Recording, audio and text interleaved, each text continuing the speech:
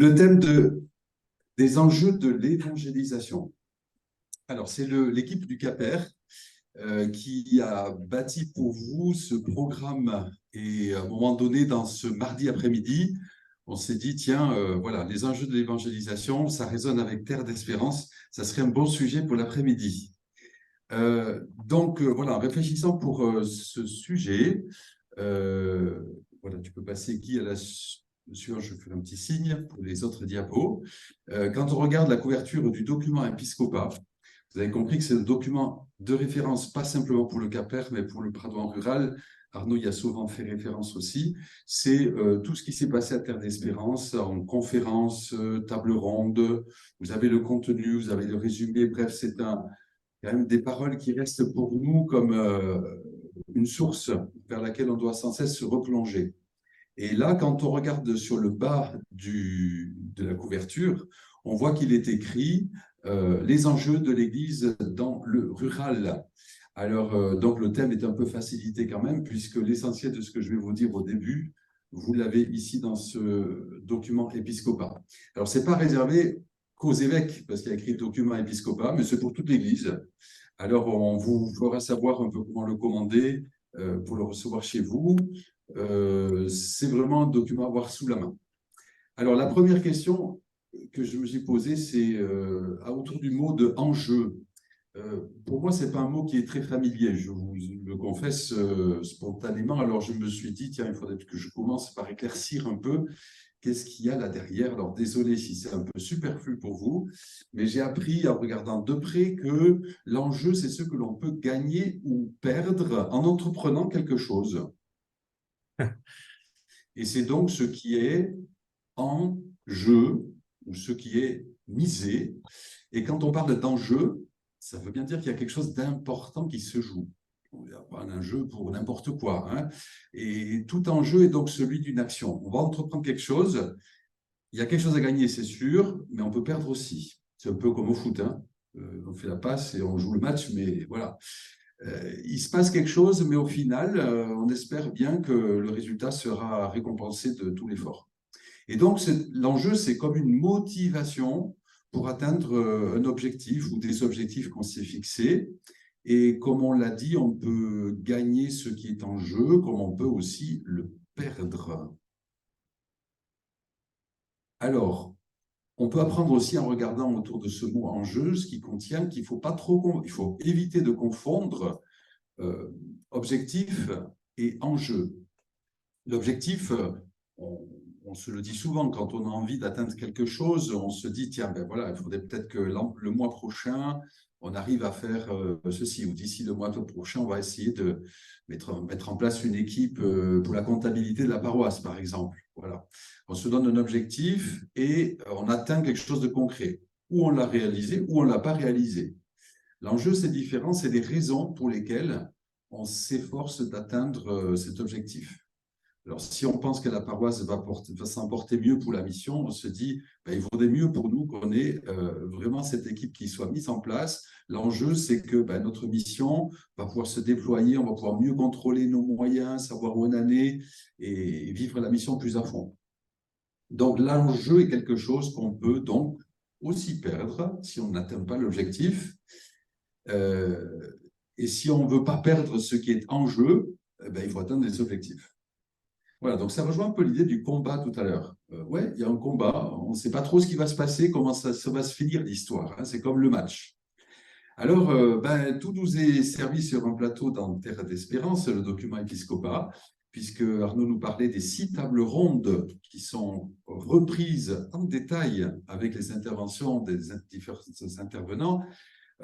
Les 6 tables rondes donc, qui sont récapitulées sous le chapeau « Les communautés chrétiennes face aux enjeux du monde rural ».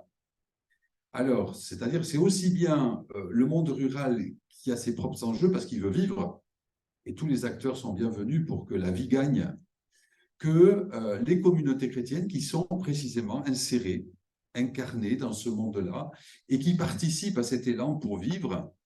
Et il y a 6 thèmes qui me semblent très parlants. Alors tous, bien sûr, porte en tête l'annonce de l'Évangile, parce que ça, c'est ce qui définit la communauté chrétienne au cœur de la réalité locale. Et alors, les 6 thèmes, on les a entendus abondamment depuis 2 jours, là, la sauvegarde de la création. Voilà, donc on comprend que l'annonce de l'Évangile a quelque chose à voir pour que la sauvegarde de la création grandisse là où l'on est présent. Et donc l'enjeu, c'est que l'annonce de l'Évangile rime avec service de la sauvegarde de la création. C'est un aspect des choses à travers l'écologie, à travers tous ceux qui, voilà, on a entendu parler d'église verte tout à l'heure, eh bien tous ces efforts riment avec annonce de l'Évangile. Annonce de l'Évangile peut rimer aussi avec la vie des territoires ruraux. On veut vivre et même vivre mieux, même si c'est parfois vivre avec moins. Ça n'empêche pas qu'on vive parfois mieux et peut-être plus heureux. L'Évangile a aussi quelque chose à nous faire entendre sur ce chemin-là, chemin de sobriété, chemin de sagesse, chemin aussi de tout un patrimoine spirituel de l'Église qui a des choses à dire là-dessus.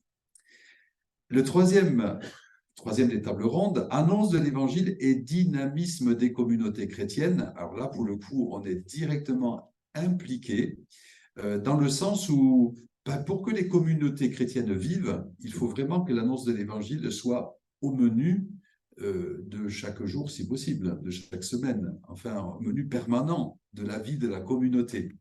Donc, c'est indissociable. J'y reviendrai sur la troisième table ronde. On va dérouler les 6.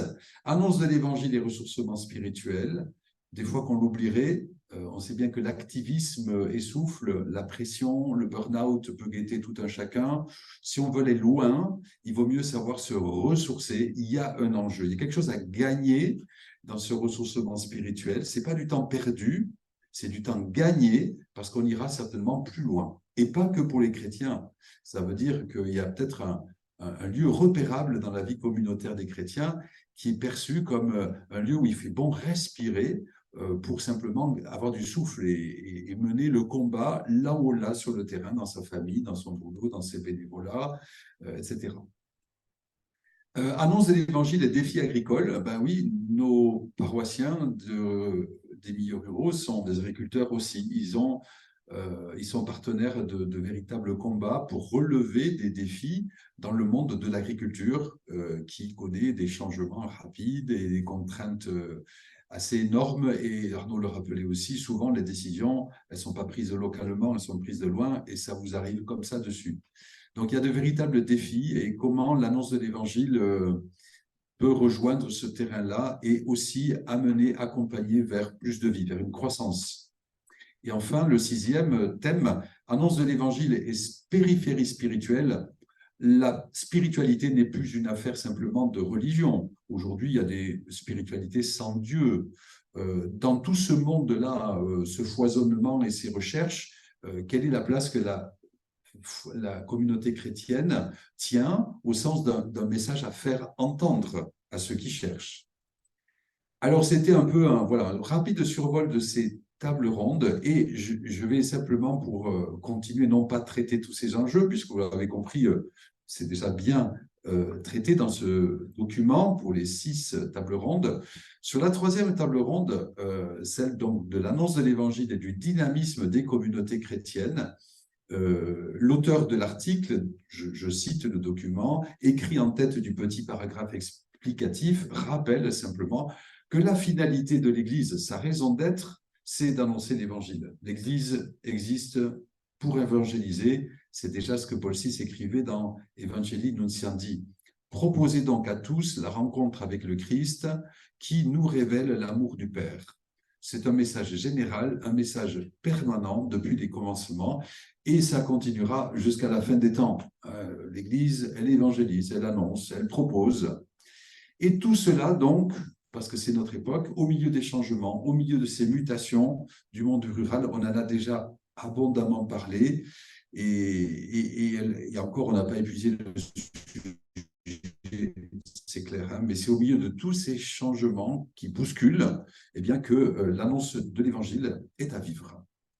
Alors, oser l'Évangile, c'est précisément ce que l'on doit faire, c'est le thème de la session, au cœur de tous ces changements. Et si on lit la joie de l'Évangile au paragraphe 1, parce que c'est un peu quand même, pour le pape François, le programme de son pontificat. Il y a des choses très belles à entendre dans ce sens. La joie de l'Évangile remplit le cœur et toute la vie de ceux qui rencontrent Jésus. Ceux qui se laissent sauver par lui sont libérés du péché, de la tristesse, du vide intérieur, de l'isolement. Pas rien. Avec Jésus-Christ, la joie naît et renaît toujours. Dans un monde gagné par la tristesse individualiste, entendre avec Jésus-Christ la joie naît et renaît toujours, c'est véritablement une phrase qui est un trésor. Et surtout si c'est une expérience à partager. Un peu plus loin, pour donner un peu de chair à ce message, on a entendu à travers ces premiers mots de la joie de l'Évangile, puisque ce sont les premières phrases que j'ai lues, les 3 premières, on comprend qu'il y a quelque chose à gagner, puisque la joie de l'Évangile, c'est le texte après le synode sur l'évangélisation dans le monde d'aujourd'hui.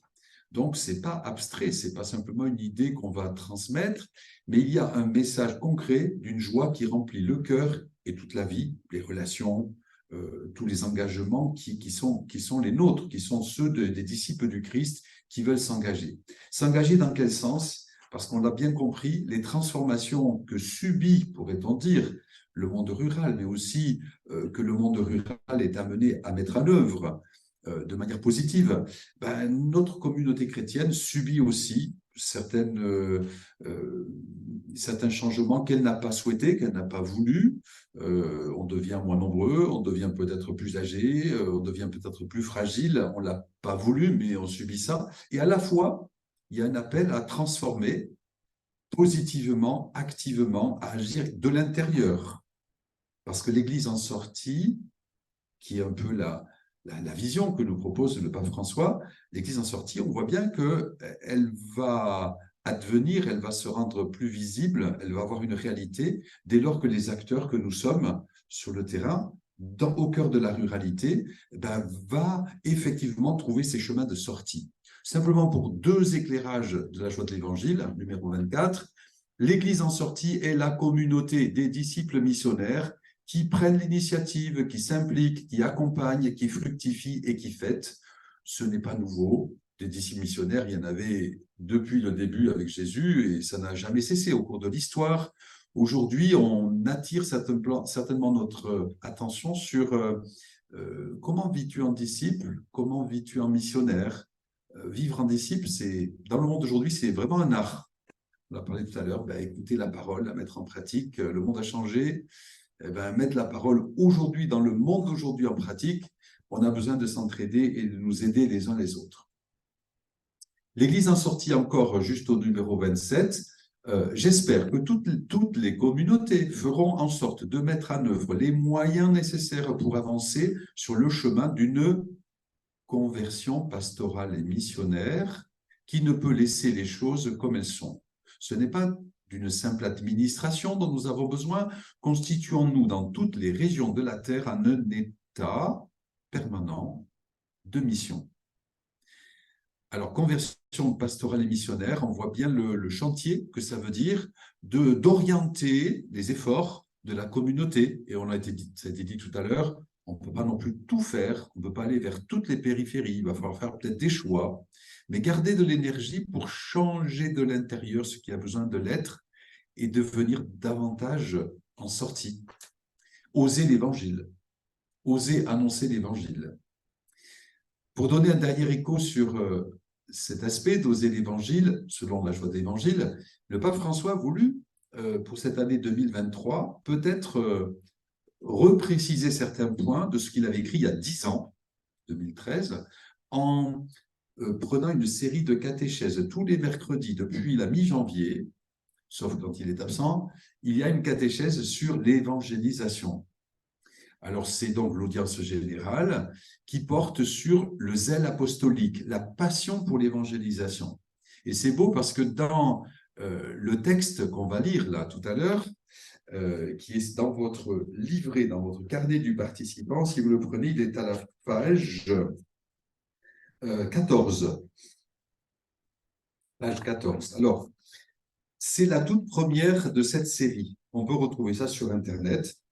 Il y en a une tous les mercredis quasiment. Alors, peut-être soyez attentifs à la façon dont résonnent les mots et les expressions de ce qu'il y a à gagner dans un enjeu et de ceux qu'il y a des fois aussi à perdre ou de ceux qui se dévitalisent. Aujourd'hui, nous commençons un nouveau cycle de catéchèse consacré à un thème urgent et décisif pour la vie chrétienne, la passion de l'évangélisation, c'est-à-dire le zèle apostolique. Il s'agit d'une dimension vitale pour l'Église. La communauté des disciples de Jésus naît en effet apostolique, elle naît missionnaire, non pas prosélyte. Et dès le début, nous devions faire cette distinction, être missionnaire, être apostolique, évangéliser, ce n'est pas la même chose que de faire du prosélytisme, rien à voir entre une chose et l'autre. C'est une dimension vitale pour l'Église, la communauté des disciples de Jésus naît apostolique et missionnaire. L'Esprit Saint la configure en sortie, l'Église en sortie qui sort, afin qu'elle ne soit pas repliée sur elle-même, mais extravertie, témoin contagieux de la foi de Jésus également, résolu à rayonner sa lumière jusqu'aux extrémités de la terre. Il peut se trouver cependant que l'ardeur apostolique, le désir d'atteindre les autres à travers la bonne annonce de l'Évangile diminue, deviennent tièdes. Parfois, ils semblent s'éclipser. Ce sont des chrétiens repliés sur eux-mêmes, ils ne pensent pas aux autres. Mais quand la vie chrétienne perd de vue l'horizon de l'évangélisation, l'horizon de l'annonce, elle devient malade, elle se referme sur elle-même, elle devient autoréférentielle, elle s'atrophie. Sans zèle apostolique, la foi se flétrit. La mission est en revanche l'oxygène de la vie chrétienne. Elle la tonifie, elle la purifie. Commençons alors un parcours pour redécouvrir la passion évangélisatrice en partant des Écritures et de l'enseignement de l'Église pour puiser le zèle apostolique à ses sources, puis nous nous approcherons de quelques sources vives, de quelques témoins qui ont ravivé dans l'Église la passion de l'Évangile, afin qu'ils nous aident à rallumer le feu que l'Esprit Saint veut faire brûler toujours en nous. Bon, un passage un peu long, mais c'est le début de la toute première catéchèse qui continue donc encore, et depuis 3 mois maintenant, eh bien, ce sont des témoins de cette passion de l'évangélisation qui font l'objet de l'audience. Chaque fois, il y a un saint ou une sainte. Récemment, c'était Thérèse de Lisieux, récemment aussi Charles de Foucault. Voilà, c'est une manière pour le pape François de nous parler de l'annonce de l'Évangile aujourd'hui. On voit bien à travers ce texte-là qu'il y a un enjeu à trouver le chemin de l'Église en sortie. Soit on reste replié sur soi-même, on dépérit, la foi se flétrit, soit il y a de l'oxygène et il y a même de la flamme et l'annonce de l'Évangile vit. À travers cet écho, je pense que ça peut éclairer aussi l'expression « oser l'Évangile ». Oser, c'est un bon mot choisi. Au début, j'hésitais un peu et je me suis dit, oser, c'est j'y vais pas, c'est facile, c'est pas facile, il faut que je surmonte mes incertitudes, mes doutes. Voilà. Alors, on sait qu'on doit y aller et on évangélise aussi de multiples manières. L'évangélisation, elle est multiforme, elle n'a pas une seule manière de faire. On évangélise par la diaconie, par le service, par l'évangélisation directe, par la compassion. Bref, chacun avec ses talents. Les charismes sont si divers, il y a autant de manières de porter l'évangile. Et donc, voilà, au milieu des changements et des mutations du monde rural, l'Église est aussi appelée à se transformer activement, de façon volontaire, de l'intérieur, pour devenir une Église en sortie, une communauté de disciples missionnaires. Ça prend du temps, comme toute conversion.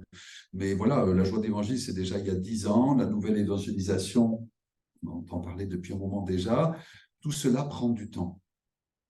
Mais nous sommes certainement en chemin. Le seul fait que ce thème soit arrivé pour le Prado en rural, en cette période, et ça touche plus largement ce que nous vivons aussi au Prado en tant que famille spirituelle, nous voulons nous engager activement pour une évangélisation dans le souffle de ce zèle apostolique. Pourquoi? Parce que le charisme pradosien est un charisme de l'évangélisation des pauvres.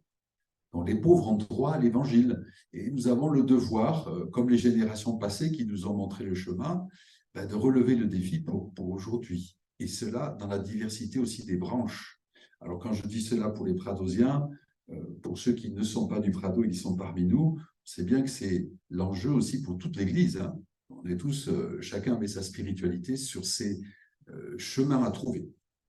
Alors, si vous voyez apparaître le texte de la conversion du Père Chevrier, de ce que lui, le Père Chevrier l'a lui-même appelé sa conversion, c'est peut-être pour nous montrer un chemin vers un outil complémentaire de ce qu'on a déjà découvert abondamment hier, avant-hier.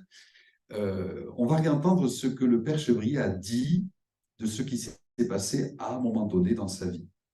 On pourrait appeler ça de l'évangélisation directe aussi, parce qu'on pourrait lui dire, mais Antoine, qu'est-ce qui s'est passé pour que tu vives comme un apôtre à la guillotière et que tu n'as pas laissé indifférents les habitants de l'époque? Alors, le témoignage, il est assuré par Sœur Véronique, c'est les premières lignes en caractère gras, et puis Jean-Baptiste Lafay aussi a témoigné de ce que le Père Chevrier leur avait dit. Donc, ce sont des témoins directs de ce que le Père Chevrier a dit bien plus tard, de la nuit de Noël 1856. C'est en méditant la nuit de Noël sur la pauvreté de notre Seigneur et de son abaissement parmi les hommes que j'ai résolu de tout quitter et de vivre le plus pauvrement possible. C'est le mystère de l'incarnation qui m'a converti. Je me disais, le Fils de Dieu est descendu sur la terre pour sauver les hommes et convertir les pécheurs. Et cependant, que voyons-nous? Que de pécheurs il y a dans le monde? Les hommes continuent à se damner, à vivre comme si Dieu n'existait pas. Alors je me suis décidé à suivre notre Seigneur Jésus-Christ de plus près pour me rendre plus capable de travailler efficacement au salut des âmes. Et mon désir est que vous-même, vous suiviez aussi notre Seigneur Jésus-Christ de près. Quelque chose s'est passé dans la vie du Père Chevrier, qui était déjà très zélé, comme prêtre diocésain, vicaire à Saint-André. Il en a parlé bien plus tard. Il a eu l'audace, il a osé partager aussi de cette manière avec laquelle le Christ est venu le rejoindre là où il était. Alors, je vous propose un parcours qui peut-être va être étonnant. Il y a quelques jours a eu lieu à Lourdes un rassemblement national de Kérigma, 2800 personnes. C'était des délégations de chaque diocèse qui se sont préparées depuis un an déjà, de manière locale, diocésaine et nationale, pour ce rassemblement. Il y avait tout un travail préparatoire d'une année à faire. Bref, 2800 personnes. Ça a été un moment assez fort et je ne pensais pas qu'il y aurait cet impact dans ce moment-là, parce qu'on n'en a pas beaucoup entendu parler avant. Mais depuis donc ce rassemblement, mi-octobre, oui, disons, nous sommes entrés dans la troisième étape qui va être comment ce message va se répandre dans tous les secteurs de la vie diocésaine et paroissiale et des mouvements pour servir l'annonce de l'Évangile. Parce qu'on le sait déjà, pour les chrétiens, le kérigme fait partie de cette annonce. C'est même le cœur de la foi chrétienne, du mystère pascal. C'est une annonce à la fois d'une personne et d'un événement. Le kérigme, c'est Jésus-Christ est mort et ressuscité pour nous. Alors, c'est peut-être une formule qu'on apprend au catéchisme ou qu'on récite. Le pape François nous donne des variantes parce qu'il n'y a pas une formule unique. Dans la joie d'évangile, toujours, Jésus-Christ t'aime, il a donné sa vie pour te sauver, et maintenant il est vivant à tes côtés chaque jour pour t'éclairer, pour te fortifier, pour te libérer. Autrement dit, sache-le, peut-être que personne ne te l'a jamais dit, mais tu as le droit de le savoir aussi. Et donc chacun apprend, chacun essaie de le dire avec ses mots, et à nous d'en être les témoins, puisque c'est aussi le thème de Kérigma, à nous d'en être les témoins. Alors je vous partage simplement, on va passer après. Je vous partage simplement ce que j'ai expérimenté au cours d'un atelier. J'avais un atelier, c'est tout simple, il y a 20 personnes, puis il y a une animation et ils vous partagent une initiative missionnaire. Et je vais vous inviter à faire un peu cette expérience personnelle maintenant, dans le temps qui nous reste, de plonger de nous laisser guider en 5 pas, dans quelque chose qui est de l'ordre du témoignage que nous pouvons offrir et donner aux autres. Non pas simplement un message qu'on aurait lu quelque part ou appris quelque part, mais de la façon dont le Seigneur est venu me rejoindre personnellement, et il n'y a que moi qui ai eu cette expérience-là unique, qu'est-ce que je peux en dire aux autres? Parce que là, il n'y a pas débat, hein, finalement. Hein. C'est la façon, comme pour le Père Chevrier, la façon avec laquelle le Seigneur est venu le toucher, lui, mais il a su en dire quelque chose. Alors, cette démarche en 5 pas, vous l'avez décrite dans le recueil à la page 12. On va suivre cela. Alors, autant on fait l'exercice pour nous, parce qu'il se pourrait bien que le Seigneur, cet après-midi, ait quelque chose à nous dire en plus de tout ce qu'il nous a déjà dit, mais aussi pour se dire, après tout, est-ce que ce ne serait pas un outil à développer, à utiliser là où je suis, dans ma paroisse, avec d'autres. Comment préparer et partager le témoignage? Oui, ça se prépare. Notre expérience de foi est un trésor qui ne nous appartient pas. Beaucoup l'attendent, même s'ils n'en sont pas conscients. Ce qui a animé l'atelier, c'est la communauté des serviteurs de l'Évangile de la miséricorde de Dieu, une congrégation espagnole assez récente. Et donc, leur message communautaire au milieu des jeunes, c'est aussi ce message d'évangélisation, évangélisation directe, mais aussi, voilà, annonce de l'évangile parmi les jeunes. Donc, leur conviction et leur expérience, c'est ça. Ben, ça ne m'appartient pas ce que j'ai vécu moi, c'est peut-être le plus beau cadeau que je peux offrir à d'autres. Et donc, chacun a une histoire à raconter, chacun a un récit. Et partager comment on est venu à Jésus ou comment Jésus est venu à moi, et la différence qu'il a fait dans ma vie entre avant et après, ça peut aider des personnes à découvrir comment elles aussi peuvent connaître Dieu personnellement. Mais comment témoigner en quelques minutes de toute une vie avec ces diverses expériences, parce que voilà, le chemin de vie est long, ben, comment communiquer aux autres de façon compréhensible mon expérience de foi, c'est un vrai défi. Et la démarche qui est proposée, eh bien, elle compte 5 pas essentiels. Je vous propose de les parcourir, même si c'est un peu rapide, et puis on n'est pas des débutants en la matière. Laissons-nous éclairer par le Seigneur. Je vous propose simplement qu'on prenne le refrain, simplement le refrain « Viens, Esprit de sainteté », c'est le premier pas.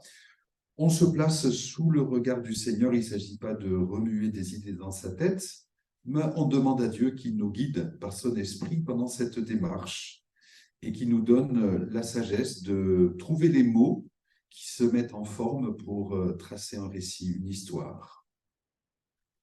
Viens, esprit de sainteté, viens, esprit de lumière, viens, esprit de feu, viens nous embrasser.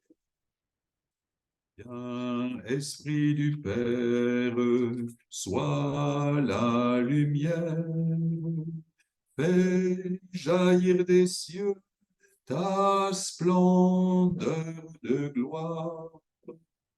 Viens, esprit de sainteté, viens, esprit de lumière, viens, esprit de feu,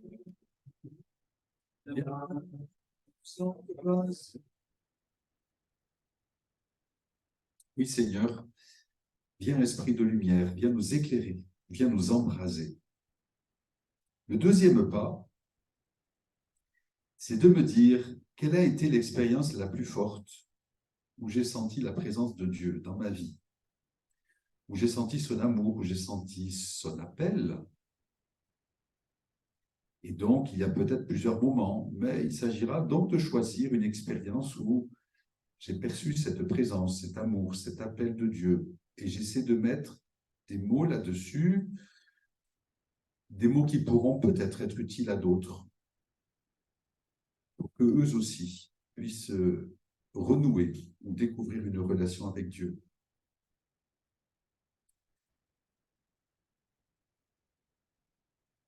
Là où il y a un petit travail à faire maintenant, de laisser venir et qu'on peut faire dans la méditation, c'est à travers cet événement, certainement je l'ai déjà repéré il y a bien longtemps dans ma vie, mais en ce moment il est bien présent dans ma mémoire.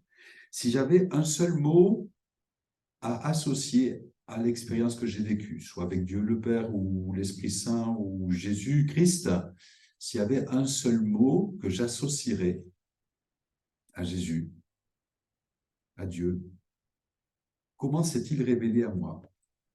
Pas un long discours, pas une phrase, mais difficile peut-être, je choisis un mot qui semble le mieux décrire ce que j'ai expérimenté, ce que j'ai vécu de manière personnelle et unique.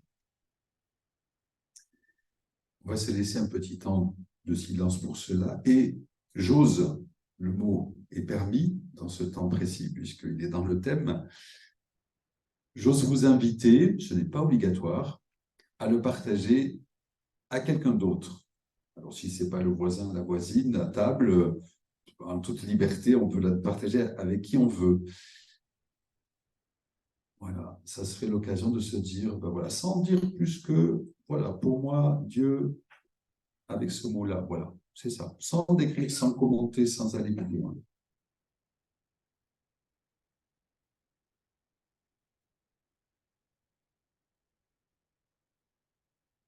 On se laisse une minute pour que l'un à l'autre et l'autre à l'un, vous puissiez vous partager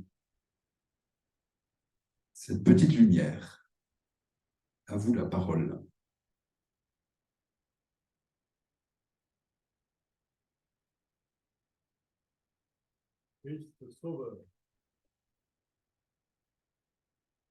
Alors, on ne le fait pas trop à voix haute, mais voilà. Si c'est avec le voisin, vous voyez si le voisin, la voisine veut partager ou vous changez de table. En tout cas, on se donne 2 minutes pour se le partager l'un à l'autre. Voilà.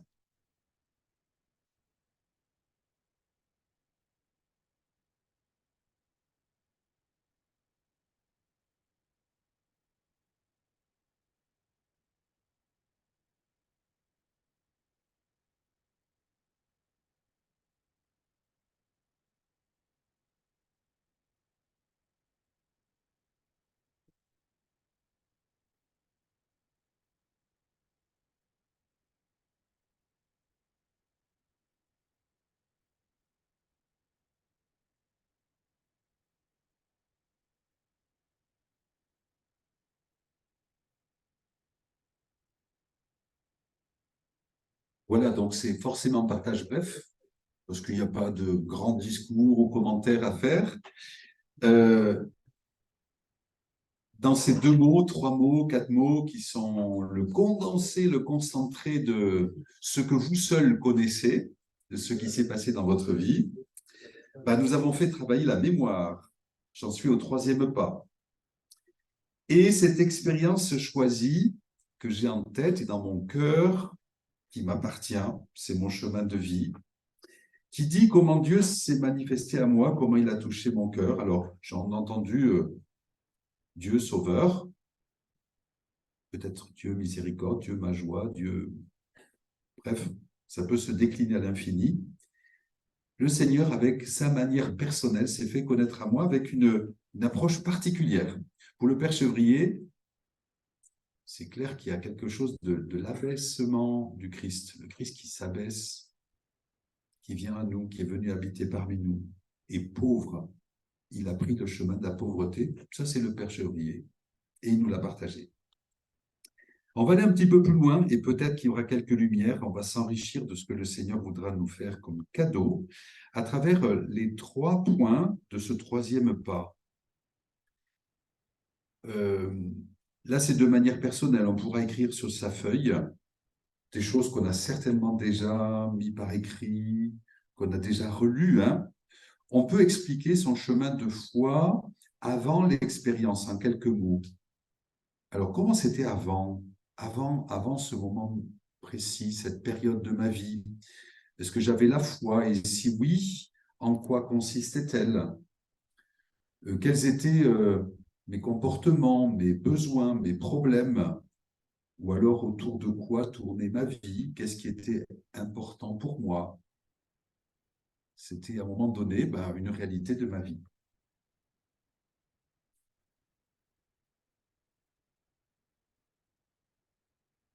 Alors ça, c'était avant.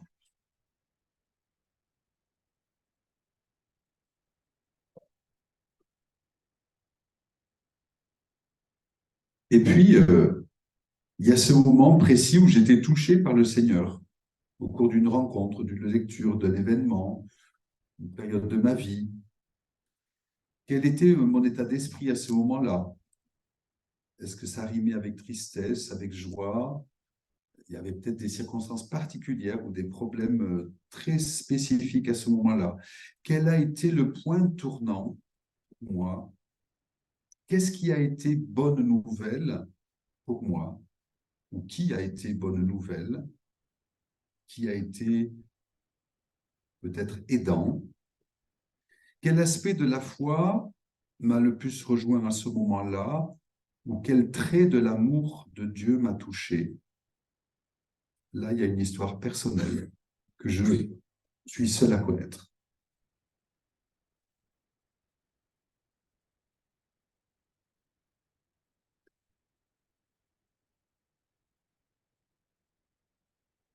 Pour le Père Chevrier, c'est donc la nuit de Noël 1856. Il en a donc parlé plus tard. Il s'est produit un changement dans sa vie, c'est clair. Sa vie a changé. Je me suis décidé à suivre le Seigneur de plus près, à vivre le plus pauvrement possible.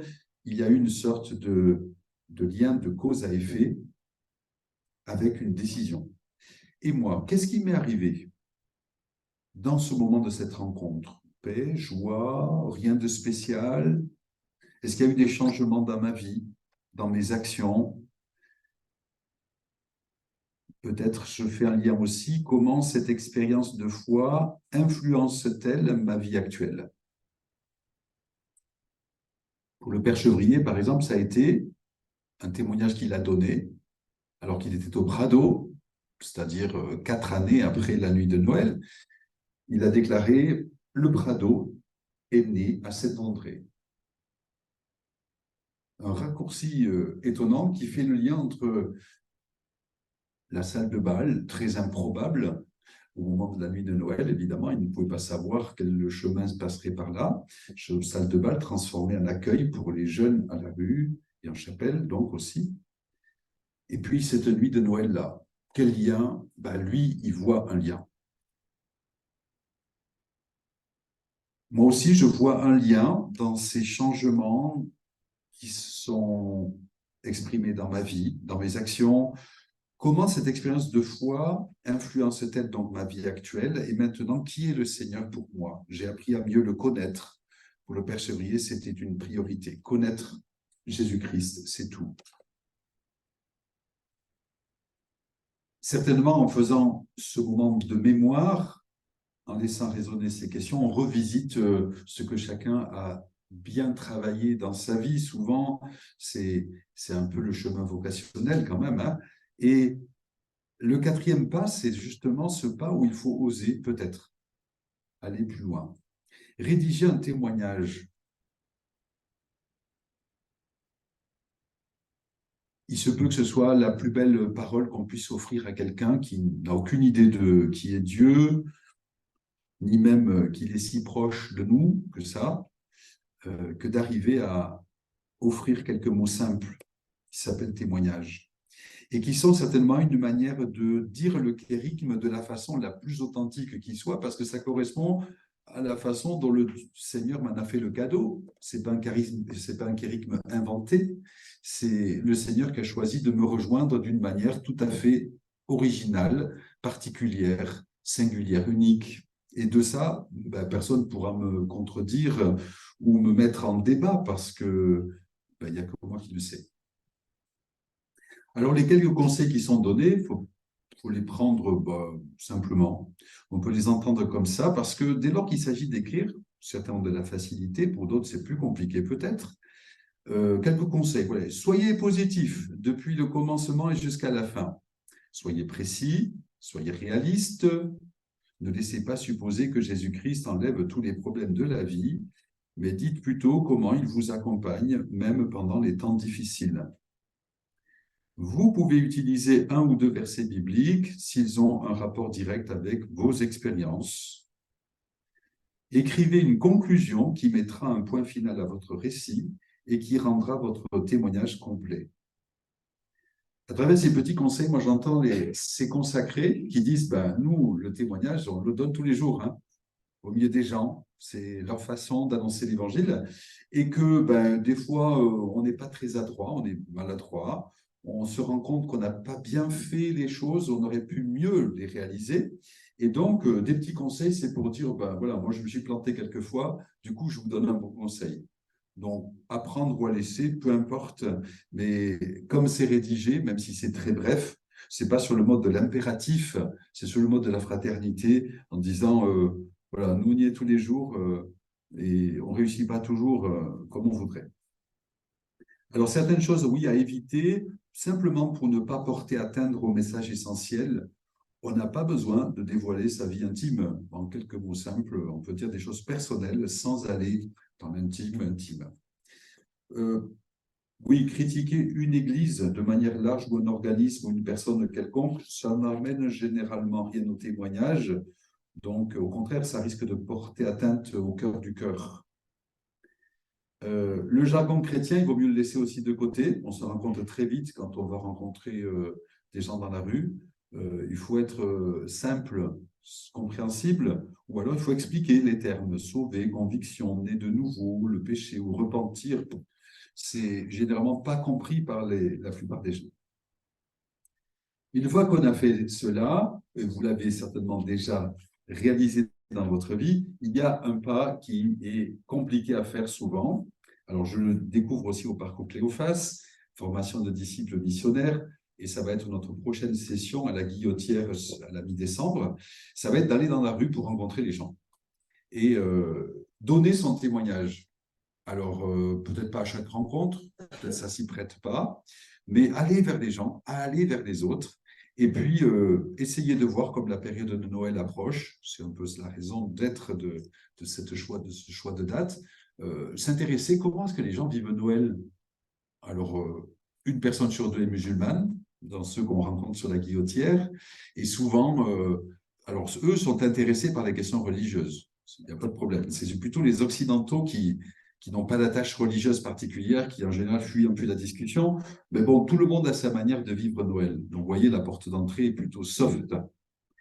Et il se peut qu'on soit mené à donner un témoignage. Mais sans aller dans des expériences peut-être audacieuses, je peux très bien imaginer que dans ma communauté chrétienne, entre frères et sœurs, on se dise un peu de cette expérience à l'autre. Et souvent, on n'en sait rien du tout. Alors, est-ce que c'est vraiment quelque chose qui n'appartient qu'à moi et mon secret, ou est-ce que c'est pas la merveille de Dieu qui, comme on l'a laissé entendre tout à l'heure, bah, Dieu, quelque part, m'a sauvé. Il m'a tendu la main, il m'a enlevé de la spirale qui m'a mené à broyer du noir. Voilà, je ne suis pas obligé d'en raconter beaucoup, mais donner mon témoignage, c'est plus facile dans un cercle un peu de confiance et d'amitié, de fraternité. Et puis peut-être petit à petit viendra l'audace lors d'une réunion de famille si on m'en pose la question, de dire bah oui, je vais vous dire ce que vous ne savez pas encore. Comment ça s'est passé pour moi? Il y a eu un déclic à un moment donné dans ma vie. Souvent, les gens se sont rendus compte que ma vie a changé. Et voilà ce qui s'est passé. Tout ça pour, dans le sens des actes des apôtres, peut-être laisser monter l'émerveillement et rendre grâce à Dieu. Voilà, rendre grâce à Dieu. Et surtout pour faire partager la conviction que ce n'est pas réservé qu'à certains, mais que c'est une expérience que tous sont appelés à vivre. Pape François le disait, l'évangile est pour tous, la joie de l'évangile est pour tous. La joie, parce que l'enjeu de tout ça, c'est que la joie soit pas simplement que pour nous, ça serait trop égoïste, la joie se partage. Et donc, mon témoignage peut provoquer chez l'autre un petit quelque chose qui, peut-être bien plus tard, l'amènera à découvrir la joie de croire. Là aussi, quelques petits conseils, je termine par là, très simple, très court. Après cette préparation, si j'ai à donner mon témoignage, oui, je laisse parler mon cœur. Je vais peut-être lire mon papier, mais c'est pas obligé que je lise mon papier. Je laisse parler aussi Jésus qui est en moi, s'il lui plaît de parler en moi. Et il connaît les personnes mieux que moi, celles qui m'écoutent. Alors je dis bonne histoire et je me fie à ce que l'Esprit Saint m'inspire. Parler clairement d'une voix naturelle, parler suffisamment fort pour être entendu, et puis pas être trop long surtout. Oui, il faut que je finisse avant la demi. 4-5 minutes, c'est largement suffisant pour aller à l'essentiel. Voilà l'expérience qui était invitée, qui était proposée, un des ateliers, il y en avait des dizaines, à Kérigma. Alors c'est intéressant parce qu'à travers un atelier, c'est là où on travaille. Il y avait de multiples possibilités. Il m'a semblé que celui-là était intéressant parce qu'il joue sur un registre un peu différent. On a regardé le monde de la ruralité autour de nous, dans lequel on vit. Et là aussi, on a besoin de tourner ce regard vers l'intérieur de nous-mêmes, parce qu'on a une histoire aussi dans notre vie qui a bouleversé, qui a peut-être changé pas mal de choses dans ma vie, en tout cas qui lui a donné un cap assez décisif. Et là, c'est intéressant aussi de se dire qu'est-ce que j'en fais? Alors, le ressort pour l'évangile, le ressort pour l'Église en sortie, est-ce qu'il n'est pas en partie là aussi, en moi, au niveau de cette expérience un peu vocationnelle, certainement, hein, et qui me pousse aussi à se dire, mais voilà, d'autres, aller à la rencontre d'autres pour leur dire quoi? Pour leur dire le catéchisme, bon, ça ne les intéresse qu'à moitié. Pour leur dire que Dieu est vivant et que Dieu les aime, ah, ça c'est plus intéressant, et qu'eux aussi peuvent connaître l'amour de Dieu pour eux. C'est l'expérience qu'on a fait nous autres, de découvrir cet amour de Dieu pour nous-mêmes, et à nous de trouver les mots, l'attitude, l'énergie, le mouvement pour le partager. Je pense que ce que les WEMS essaient de vivre à leur façon, ce que les JMJ ont manifesté aussi récemment à leur façon, cette joie de croire de la jeunesse avec leur façon, hein, à nous de trouver, quel que soit notre âge, notre style et les mots, mais peut-être en revenant à ce qui est au cœur de notre vie. Voilà donc cet outil proposé. Il y en a d'autres. Il y avait ceux que Jean-Jacques nous a partagés tout à l'heure. Et puis notre boîte à outils, elle est grande. Je crois que plus la boîte à outils est grande, plus on peut y mettre des outils dedans. Peut-être ce sera pour le CAPER une suite à donner à cette session que de collecter des outils divers et variés pour les faire connaître et peut-être aussi savoir recevoir tous ceux qu'on recevra d'autres mouvements, d'autres associations, d'autres communautés diocésaines ou paroissiales.